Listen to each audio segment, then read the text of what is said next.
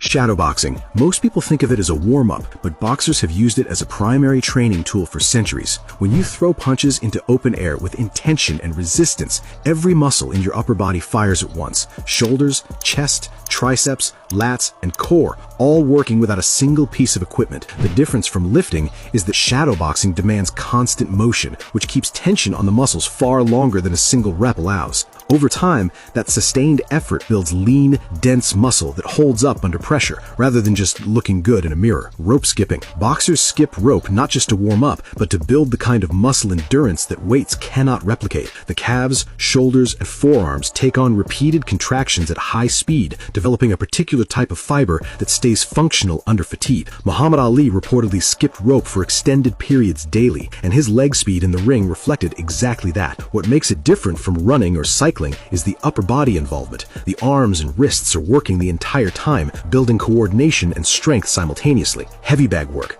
Landing punches on a heavy bag creates genuine resistance training. The bag pushes back. Every time your fist connects, your shoulder absorbs a return force, your core braces, and your legs transfer energy upward through the kinetic chain. Done in rounds, heavy bag work produces muscular fatigue in the arms, shoulders, and back that mirrors what a pressing workout might achieve, but with the added demand of footwork, head movement, and constant positional adjustment. Fighters who train primarily on the bag tend to develop thick, functional shoulder muscles without ever touching a dumbbell. Medicine ball slams. Boxers have used weighted balls as training tools going back decades, long before they appeared in commercial gyms. The slam itself is simple. You raise the ball overhead and drive it into the floor with full force. But what it develops is anything but simple. The lats, obliques, upper back, and hip flexors all fire in sequence, producing explosive power through the entire trunk. Because the movement mimics the rotation of a punch, the muscles built from it translate directly into ring performance. The result is a core that is both strong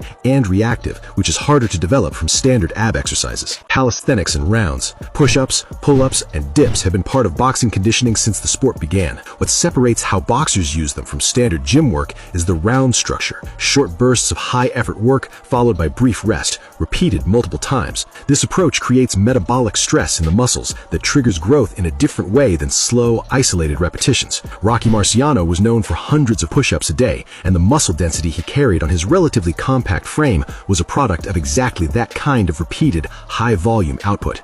Neck bridging. This is a movement that rarely appears outside combat sports, yet it builds one of the strongest muscle groups a boxer can develop. Lying on the floor and supporting the body's weight through the neck and upper trapezius, a boxer slowly rocks forward and back, strengthening the muscles that protect the head and spine from impact. The trap muscles, deep cervical flexors, and upper back all develop considerable thickness from this work. It looks unusual to an outsider, but the results are visible. Experienced fighters often carry a pronounced thickness through the neck and upper shoulder region that is almost entirely the product of this exercise. Sprawls and defensive drilling. Movement-based drills that simulate defensive actions in boxing, slipping, rolling, crouching, place consistent demand on the legs, hips, and lower back. Holding a low squat position while moving laterally, for example, builds the glutes and quadriceps in a way that closely mirrors the muscular requirements of actual competition. These drills are rarely thought of as muscle-building exercises, but the sustained tension they create in the lower body over the course of a full training session